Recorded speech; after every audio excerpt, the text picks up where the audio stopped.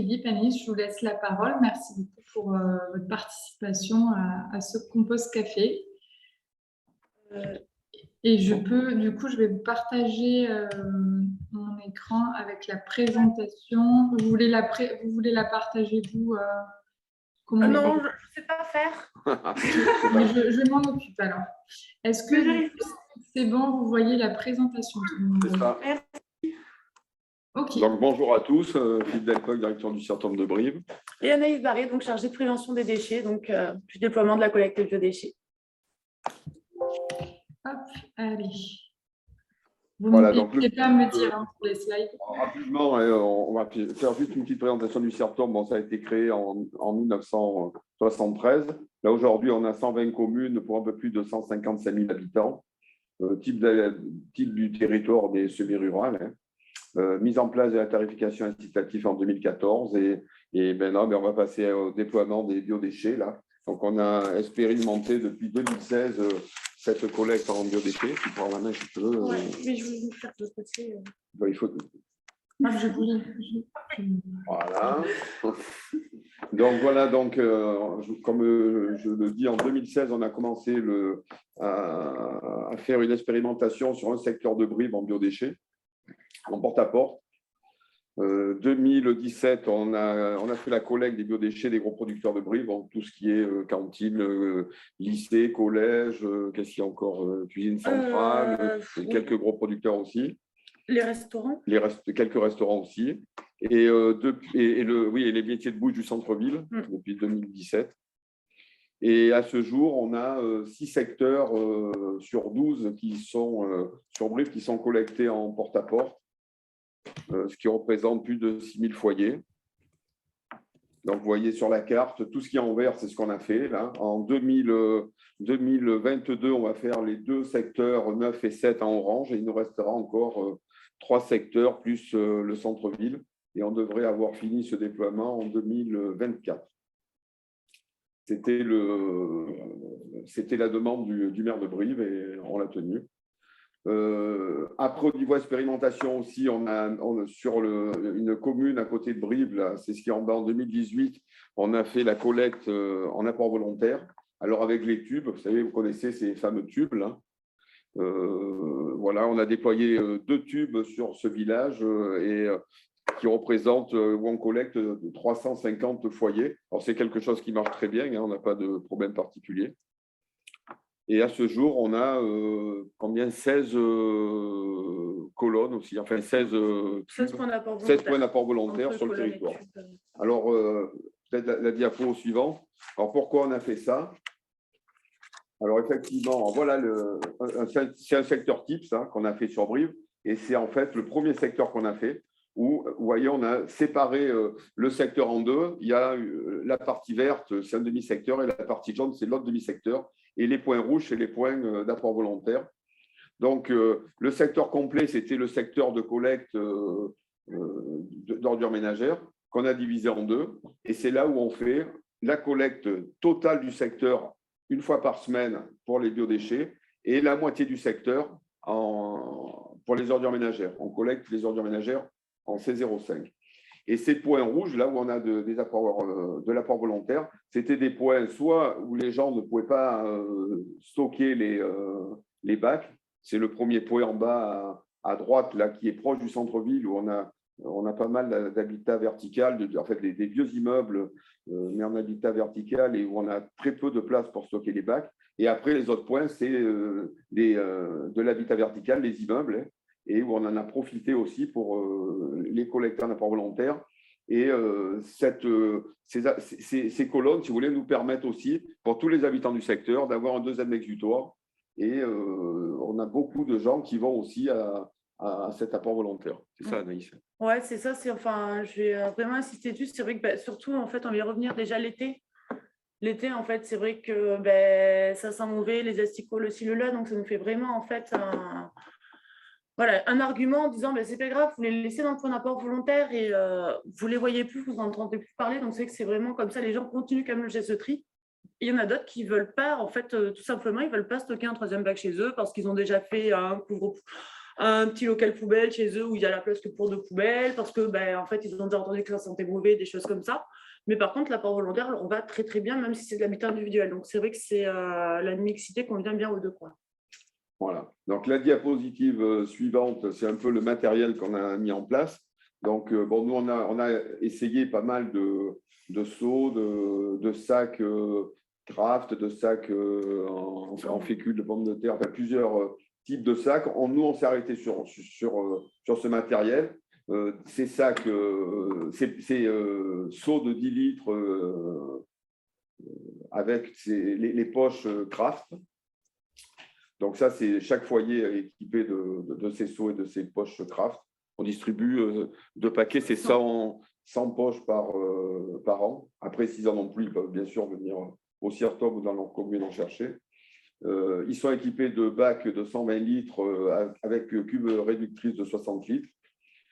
Et c'est vrai, oui. Et après, on a voulu aussi, pour ne pas augmenter le coût de fonctionnement du service, c'est que ces secteurs, on les fait avec des camions bicompartimentés qui collectent à la fois les biodéchets et les ordures ménagères.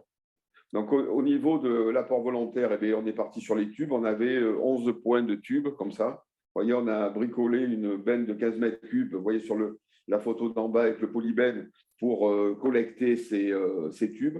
Alors ça, c'est vrai que là, maintenant, on va passer à une autre méthode parce que c'est très fastidieux et ça prend beaucoup de temps.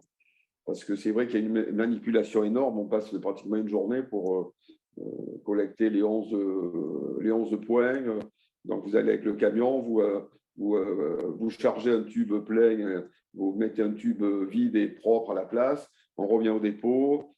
Il faut dépoter. On enlève les colonnes du camion. Il faut les ouvrir, les vider, les nettoyer. Enfin, c'est vraiment beaucoup de manipulation. Donc, depuis le début de l'année, on s'est doté d'un camion de lavage, là, que vous voyez, un camion qui collecte et qui lave en même temps. C'est ce qu'on avait vu pour ceux qui étaient en Suisse, quand on avait fait ce voyage en Suisse. Là, on avait vu ce camion. Et c'est vrai que le président a dit de suite, c'est ce qu'il nous faut. Et on a commandé ce camion de suite. Et donc, on a, avec notre fabricant de colonnes aussi, ESE, on a vu avec lui pour qu'il nous fabrique une colonne étanche avec une rétention de 220 litres qui est dans les mêmes, en fait, c'est le même design que nos colonnes enterrées. Et c'est ce qu'on va mettre maintenant en place. On en a déjà en place et on va changer tous les tubes par nos colonnes. Donc là, on a commencé cette collecte. Ça se passe très bien. On met très peu de temps. On a un camion où on peut mettre… Alors, on a essayé aussi sur les ordures ménagères, parce que bien sûr, il ne va pas nous servir que sur les biodéchets, il va nous servir aussi sur les ordures ménagères. On arrive à mettre 4 tonnes d'ordures ménagères. Donc, vous voyez, c'est pratiquement une collecte complète. Donc, c'est vrai qu'on est très satisfait par l'achat de ce camion. Et je pense qu'on va gagner du temps maintenant pour les biodéchets. Donc, après, si Anaïs, tu peux revenir à la diapositive d'avant, encore… Encore. Voilà, donc là, c'est ce que je… non, c'est même pas celle-là qu'il faut. Qu'est-ce qu'il te faut? Non, va plus loin, pardon. Je dis n'importe quoi, là. Donc, on a répondu aussi à… Sur celle-ci? Mais allez, vas-y, Anaïs, là, sur les résultats. Ouais. Un petit focus rapide sur les résultats. Hein. C'est déjà, donc voilà, vous avez une petite idée des tonnages. On collecte pour le moment pas grand-chose, hein, puisqu'on a 10 000 foyers hein, pour le moment qui sont équipés en porte-à-porte. Donc voilà, 321 tonnes à l'année du coup en 2021. Je vous ai quand même fait une petite répartition des tonnages du coup, donc pour vous montrer, donc l'apport volontaire représente quand même 15% hein, des biodéchets collectés. En sachant qu'on n'a que 15 points, c'est vrai que je trouve que c'est quand même pas mal. Au tonnage par habitant, on a des meilleurs résultats en apport volontaire qu'en porte-à-porte. Ouais. C'est qu'on le voit là sur l'expérimentation pour Dodonznac, on est à 25 kg alors qu'on est à 20 kg en porte-à-porte. Hein. Donc voilà, à peu près, c'est presque un peu plus de 50% pour les ménages. Ce qui est intéressant, c'est les caractérisations. Et ensuite, caractérisation, c'est ça, c'est le premier secteur qu'on a mis en place. Donc en 2014, les rosiers, donc on voit en fait… on a déchets alimentaires produits, ça. Donc, tous les biodéchets, ça représentait à peu près, on va dire, je calcule, hein, 38%. Et on voit en fait, donc on a fait 2 caractérisations à la suite quand on a mis en place donc, la collecte de biodéchets en porte-à-porte et à apport volontaire, hein, les deux en même temps. Ou alors les résultats sont un petit peu variables, hein, ça dépend effectivement des caractérisations. Mais on baisse quand même, on est à 12, 13, on passe à presque moins de 20% du coup sur la première caractérisation. Et la deuxième caractérisation est encore mieux puisqu'on est à moins de 15% du coup de biodéchets dans les ordures ménagères. Donc on voit qu'il y a quand même vraiment une réelle efficacité de la collecte, hein, donc c'est plutôt satisfaisant. Voilà pour ce diapo. Voilà, donc après, à l'avenir, on a répondu à l'appel à projet Tribio de l'ADEME, c'était l'année dernière. Ouais. Donc, où on a déterminé les secteurs où on voulait mettre de l'apport volontaire et les secteurs où on voulait passer en porte-à-porte. Donc, en porte-à-porte, c'est ce qui est en vert, là. Bien sûr, c'est Brive, où on aura en 2024 tous les 12 secteurs de Brive en collecte en porte-à-porte. Une partie de 2 communes à côté de Brive, là, qu'on voit, Malmort et Saint-Pantaléon, des communes suffisamment urbaines pour pouvoir les collecter en porte-à-porte. Et après, tout ce qui est après en marron, là, c'est toutes les communes, donc c'est 25 communes supplémentaires où on fera de l'apport volontaire. Et tout le reste du territoire, bien sûr, on va favoriser le compostage individuel. Et actuellement, on a distribué plus d'11 000 composteurs sur notre territoire. On peut passer à la dernière, hein, du coup, les petites préconisations. Ouais, voilà, du coup, c'était nos petites préconisations. Voilà, si on peut donner quelques conseils. Ou déjà, privilégier l'automne-hiver en fait, pour démarrer la collecte, où il ne va pas faire, pour éviter en fait, les fortes chaleurs qui vont beaucoup vous démotiver. Ensuite, vraiment, accompagner les foyers toujours sur l'été, en fait, leur donner des petites astuces en utilisant du papier journal pour absorber les jus, des boîtes d'œufs.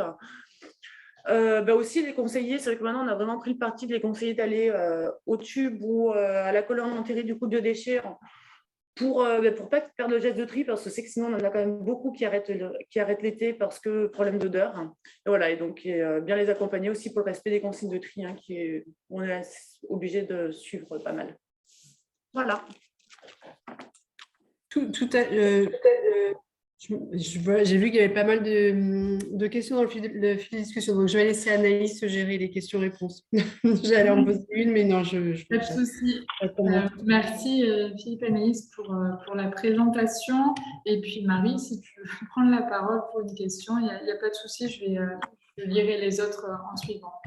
Je m'interrogeais sur le matériel, effectivement, donc je n'ai peut-être pas tout suivi, mais j'ai cru comprendre que vous changiez vos tubes en colonnes enterrées ou semi-enterrées.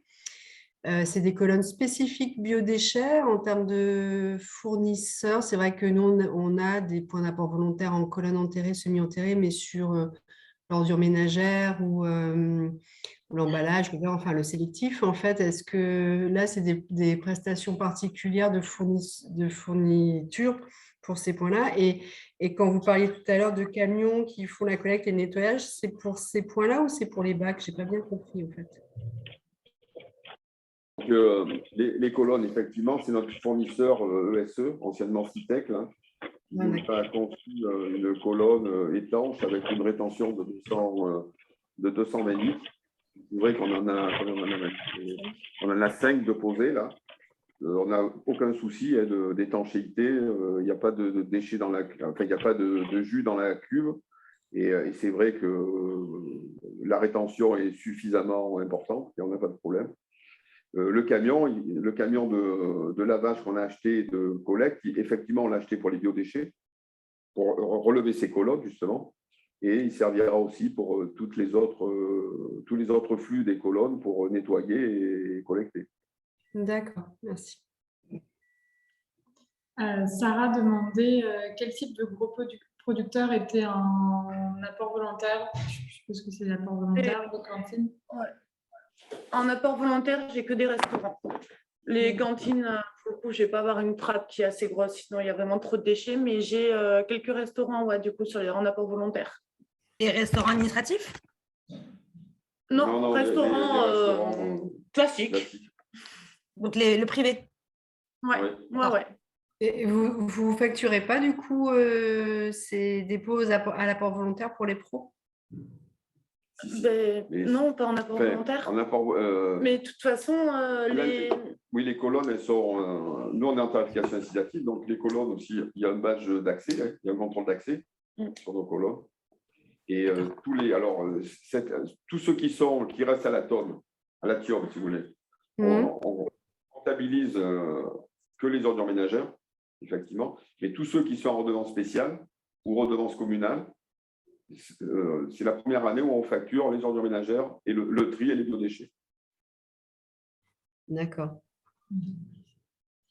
Je vais prendre la suite des questions. N'hésitez pas ensuite, si vous voulez, lever la main là, sur l'application pour prendre la parole aussi.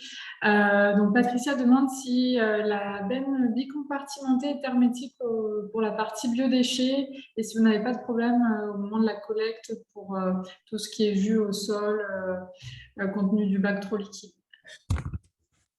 Non, on n'a pas de problème particulier. Les premiers camions bicompartimentés qu'on a eus, c'était des bennes avec une seule porte à l'arrière. Ça veut dire que pour vider un flux, il fallait lever la porte. C'était une seule porte. Et là, il y avait du côté biodéchets un écoulement des flux. Mais depuis, on a des bennes à double porte, indépendantes. C'est-à-dire qu'on peut vider le flux qu'on veut. Et là, il n'y a plus de problème de mélange des flux et de perte de perte des biodéchets au niveau du vidage. Il n'y a pas de problème. Il faut vraiment des portes. Il faut des camions avec des doubles portes. Ok. Merci. Jean demande si vous avez le nombre de participants à la collecte en PAV et en PAP et pour mettre notamment en corrélation avec la répartition des tonnages. Et il pose une deuxième question, mais déjà celle-ci. Non, en PAV, en fait, moi, là où je fais en fait le distinguo entre 20 kg en porte-à-porte et 25 en point d'apport volontaire, c'est que c'est dans Znac, je sais que j'ai que de l'apport volontaire en fait sur cette commune. Donc là, on peut faire les ratios, mais sinon, le problème, c'est qu'on n'a pas de point, on ne peut pas faire de contrôle d'accès pour le moment, donc je ne peux pas savoir. Parce que sur les tubes, pour le moment, on n'a pas mis le contrôle d'accès. Ouais. Et sur les colonnes, maintenant, on aura le contrôle d'accès. On pourra aussi vérifier qui vient et le nombre de personnes qui vient et faire ces ratios. Justement. C'est difficile à savoir pour le moment. Ok, merci. Il demande aussi si pour les colonnes enterrées, vous avez demandé un permis de construire. Non, ce n'est pas un permis de construire. Si on est dans des sites protégés, il y a un dossier au niveau des ABF qui est fait. Hein. Mais c'est tout, il n'y a pas de permis de construire particulier. Okay, merci. Séverine vous demande ce que vous faites du compost du coup issu des composteurs partagés. Honnêtement, on n'a pas beaucoup de composteurs partagés. Hein. Déjà, pour le moment, ce n'est pas beaucoup développé. Mais sinon, pour les seuls qu'on a, en fait, les habitants sont très contents de repartir avec. Donc, ça tourne, franchement, ça marche bien. Sinon, il y en a pas mal sinon dans les jardins familiaux. Donc, comme ça permet, en fait, le compost est directement remis dans les jardins familiaux. Ok. Mais vous faites des analyses avant de le... Excusez-moi, juste parce que c'est un vrai souci chez nous. Et vous faites des analyses avant de le donner ou... nous, on le donne même pas. Hein. C'est du coup, on met les exploitants. En fait, ça va être les habitants. Hein. On n'a pas. Nous, les composteurs partagés, ça marche avec du volontariat. Du coup, donc c'est les habitants qui vont s'en occuper de A à Z. On fournit juste le composteur et on fait le suivi donc annuel, voilà, pour les aider. Mais après, sinon, non, du coup, ils se gèrent vraiment eux-mêmes, quoi. Donc, on n'a jamais eu de problème. C'est ça, c'est vrai que souvent, en général, quand on pose des composteurs partagés, ils font à côté, ils se construisent en même temps un jardin familial. Donc, automatiquement, en fait, le compost du composteur va directement dans le jardin, quoi. C'est assez fluide et c'est vrai qu'on n'a jamais eu de problème. En fait, par rapport au compostage, pour compléter, sur le compostage partagé, si le compost est utilisé à l'endroit où c'est composté, que ce soit dans les résidences, que ce soit dans les composteurs partagés, etc., il n'y a pas de problématique d'analyse ou de choses comme ça. La problématique, c'est s'il y a un composteur partagé et que le compost est exporté pour aller être utilisé dans d'autres espaces publics, et particulièrement lorsqu'il y a de l'alimentation, des choses comme ça. Donc, c'est pour ça qu'en général, quand on met des composteurs partagés, on fait en sorte que ce soit les habitants autour du composteur partagé qui, en même temps, participe et récupère le compost. Sinon, effectivement, on a une grosse problématique d'analyse et de choses comme ça qu'on ne peut pas gérer, hein, concrètement. Là, je complète. Nous, on a quelques pavillons de compostage, notamment sur des collèges. Et c'est le personnel de la restauration scolaire qui s'en occupe, qui gère le compost. Et c'est utilisé dans l'enceinte du collège, sur les parterres, etc. Mais effectivement, je crois qu'il y a des parents d'élèves qui avaient demandé à pouvoir en prendre, etc. Et ça bloque parce qu'effectivement, en termes de responsabilité sanitaire, il ne peut pas être exporté à l'extérieur de l'établissement. Mais tant que c'est pour, effectivement, comme tu dis, Élodie, pour une utilisation interne, il n'y a pas de souci de réglementation à ma connaissance, en tous les cas.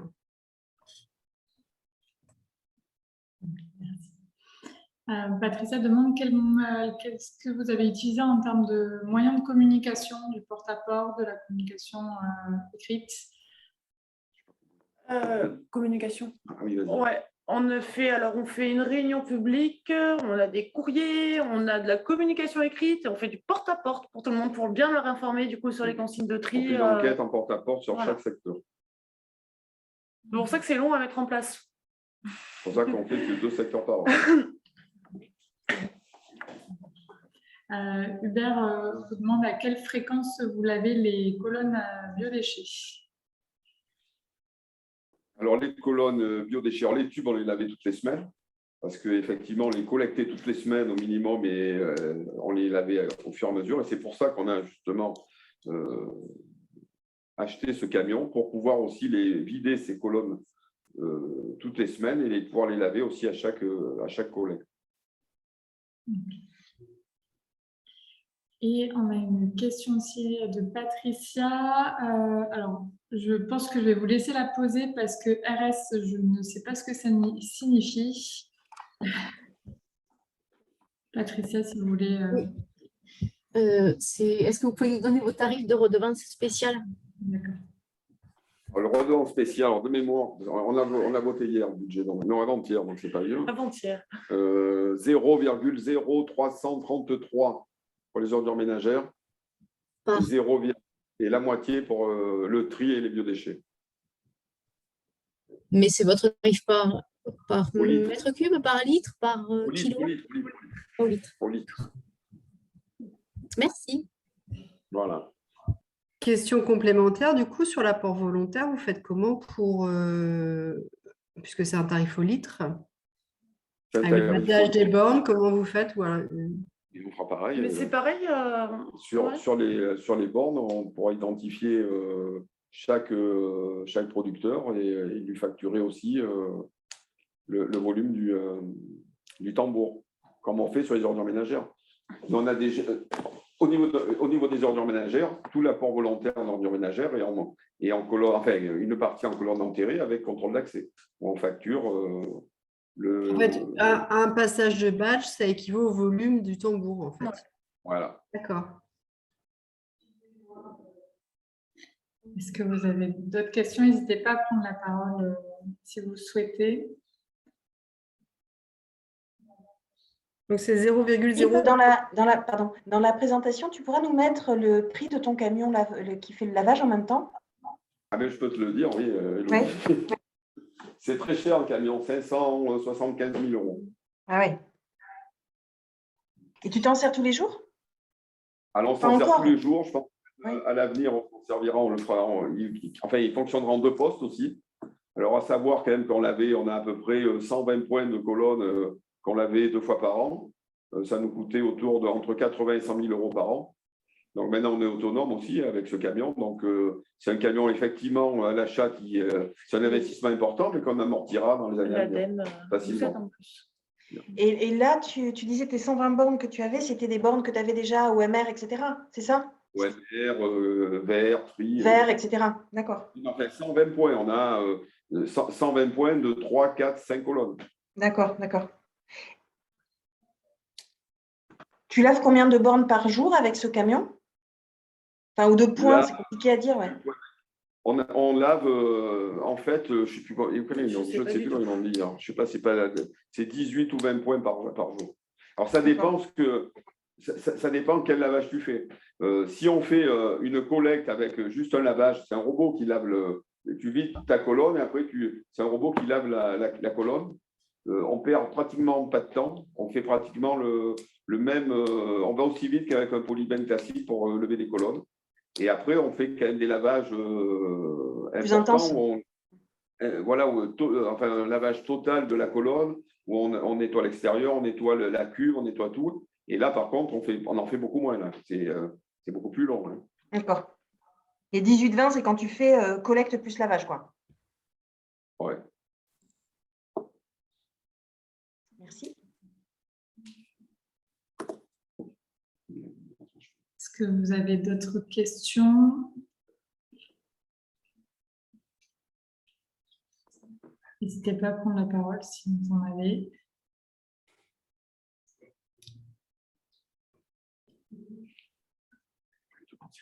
Et oui, je reviens sur le camion. Donc, c'est un camion acheté, donc 575 000, si j'ai bien noté. Et c'est pour collecter combien de points d'apport volontaire?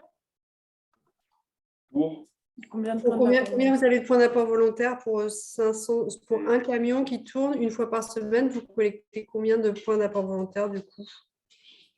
Mais là, bon, on est à l'essai.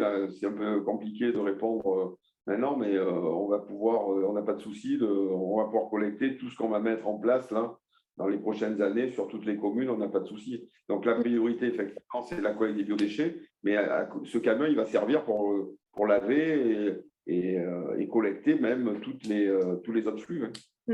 Non, parce que nous, aujourd'hui, par exemple, je pose la question parce qu'aujourd'hui, on est en prestation sur tout, sur la totalité, en prestation privée. Et c'est vrai que peut se poser la question sur ce nouveau flux biodéchets où on va avoir principalement du porte-à-porte, mais aussi du déploiement de points d'apport volontaires, je pense, à hauteur d'une cinquantaine de points en tout, 50, 60 points. Est-ce que ça vaudrait le coup de passer en régie sur ce flux-là, quoi? Est-ce que enfin, voilà, l'opération de passage en régie sur ce flux seul, est-ce qu'il tient la route économiquement et techniquement, ou est-ce que ce serait complètement aberrant? Voilà, parce que c'est vrai que pour un investissement de 575 000 €, on peut se poser des questions. Si on le lavage en plus, quoi. Nous, c'est ce que je disais tout à l'heure, ça nous coûtait autour de 100 000 € pour faire le lavage des colonnes qu'on a actuellement sur le territoire. C'est un camion qu'on va amortir. Et on faisait 2 lavages, on en faisait un au printemps, là, au mois de juin, après on en faisait un au mois d'octobre. Mais c'est vrai que souvent, au niveau des ordures ménagères, l'été, on avait quand même quelques problèmes sur les colonnes, avec des odeurs importantes et tout. Et souvent, on faisait revenir le prestataire privé pour laver 7, 8, 10 colonnes au mois de juillet, au mois d'août. Là, c'est ce que on a fait le point avec l'équipe. Donc, on a mis 2 chauffeurs sur ce camion là, qui, bon, pour le moment, ils travaillent ensemble, mais après, je pense qu'ils pourront travailler en 2 postes. Et c'est vrai qu'on pense qu'on fera au moins pendant les juin, juillet, août, septembre, on va laver les colonnes 4 fois. C'est-à-dire qu'on aura les colonnes d'ordures ménagères, je parle. Hein. C'est-à-dire qu'au moins une fois par mois, on fera la collecte des ordures ménagères avec un lavage des colonnes. Alors, partiel, avec que la colonne, on ne va pas faire la cuve et tout ça, mais et c'est vrai que ça, je pense que c'est important. On est quand même autonome maintenant avec ce camion et on peut répondre rapidement aux moins de problèmes qu'on peut avoir sur nos colonnes, en particulier l'été avec les odeurs. Ouais, non, c'est intéressant, surtout ça vous apporte une grosse réactivité, quoi. C'est bien.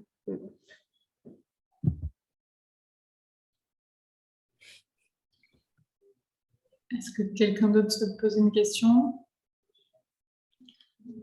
Donc, on a envoyé à Anaïs, justement, tu les as reçus, Anaïs, là, les petits films qui avaient été faits sur la mise en place de la collecte des biodéchets. Là, je pense que tu vas le mettre en ligne après, non, je suppose?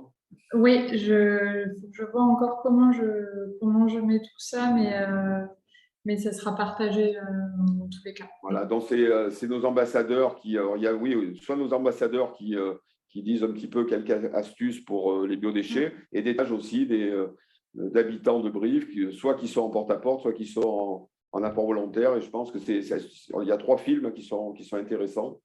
On va réaliser aussi un film qu'on fera passer aussi justement sur ce camion et la collecte des biodéchets avec le camion. Là, on est en train de regarder pour faire ce film. Et dès qu'il sera fait, on le mettra en ligne aussi. Il n'y a pas de problème. De toute manière, quelqu'un voulait parler? Non. J'allais dire que je partagerai de toute manière, comme d'habitude, un compte rendu avec les présentations et je mettrai le lien. Je vais voir si je le mets sur notre chaîne YouTube ou sur le Drive pour le moment, mais vers les vidéos du CIRTOM. Ça marche, Véronique. Je vous souhaite une bonne journée. À bientôt. Et Karine avait une question aussi. Elle voulait savoir la marque de vos conteneurs à biodéchets et leur volume. C'est ESE aussi. Pour la marque et en volume, on a des bacs 80 litres avec une cuve de 60. Non, 120 litres. Ah oui, non, 80. Non, c'est des bacs de 120. Ici. Et pour les gros producteurs, on a des 120, 240 et 360. Ah, aux colonnes. Hein? Je pense aux colonnes. Les colonnes, c'est ESE aussi. Hein. Les colonnes CESE, c'est des colonnes qui font 2 mètres cubes. Ouais, je crois. Alors, les tubes, on ne va pas les jeter. Hein. On va les mettre à la ferraille. Parce que ça coûte cher, les tubes. Il y en a qui en ont acheté, mais c'est très cher, les tubes. Et donc, ils nous servent toujours. Et c'est vrai que c'est un bon moyen aussi d'essai. Parce que le tube, vous le posez. Vous voyez si ça marche à un endroit. Et c'est vrai que c'est un très, très bon moyen de test. Et une fois qu'on a validé ce point, par contre, après, on peut effectivement mettre une colonne enterrée.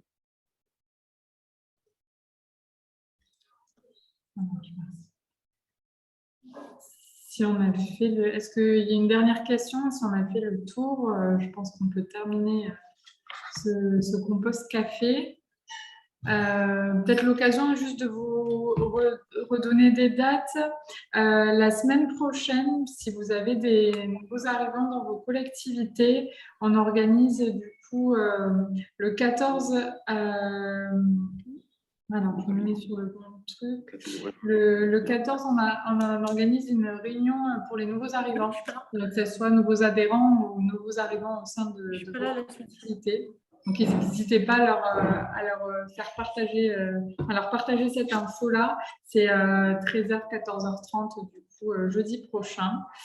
Et puis le prochain compost café, du coup, on sera sur le 17 mai, pareil, 12h, 13h. C'est pas encore déterminé la thématique. Donc, si jamais vous souhaitez faire un retour d'expérience ou un sujet en particulier, n'hésitez pas à contacter Mathilde ou moi. C'est le but des compost café, hein, que vous proposiez aussi vos sujets. Et ensuite, il y a une réunion technique aussi à Lyon au mois de mai, si jamais vous souhaitez y participer. Voilà, j'ai envoyé ce matin le rapport d'activité que vous avez dû recevoir dans vos boîtes mail, et puis il y aura un partage des infos la semaine prochaine, donc vous aurez pas mal d'informations sur les prochaines dates, les prochaines actions. Est-ce que quelqu'un a une dernière question? Anaïs, pardon, sur la réunion technique, les journées techniques à Lyon, on a un peu un programme ou pas? Non, pas encore. J'ai relancé Mathilde sur ça, justement. Elle va vous le transmettre très bientôt. Enfin, elle a les grandes lignes, mais si c'est sur la problématique de Lyon, plutôt la question, c'est pas encore déterminé complètement. Et sinon, c'est sur 2 jours. Oui, c'est pour savoir, parce que pour Lyon, il faut quand même… on a une journée la veille, nous, régional déchets, donc à La Rochelle. Donc, tu vas à La Rochelle-Lyon, c'est pas tout à fait à côté. Oui, donc, il faut arriver à voir comment on se déplace. Et puis, pareil, pour la Corse, tu as un peu plus d'infos ou pas, avec s'il y avait le bureau ou pas? Non, c'est du coup, Mathilde a fait avec Cynthia du coup du Civadec cette semaine, mais j'ai pas encore eu de retour. Donc, je l'espère la semaine prochaine peut-être. Voilà, mais on vous tient informé rapidement, effectivement, pour que vous puissiez vous organiser et acheter un radeau du coup pour venir. Mais ouais, on vous tient bien au courant rapidement. Merci beaucoup. Voilà. Et Hubert pose une dernière question. Donc, quelle est la marque du camion de lavage? Est-ce que vous vous en souvenez? Le camion de lavage, c'est Mangeot. Ok. C'est CEMAT, en fait. Mais c'est fabriqué Mangeot, il fait beaucoup de polybène, de bennes de polybène. Les Evolupac et tout ça, ils sont à Lyon. Ils ont été rachetés par CEMAT maintenant. Je ne sais pas s'il y en a qui connaissent.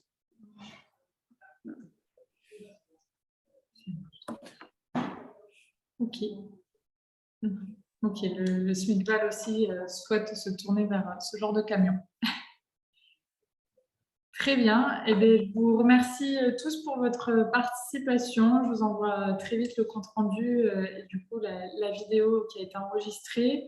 Puis n'hésitez pas si vous avez des questions ou des sujets pour les prochains Compost Café. Merci Philippe, merci Anaïs pour votre présentation, votre participation. Puis bonne journée à tout le monde. Merci. Merci. Au revoir. Au revoir. Merci, au revoir. Bon appétit.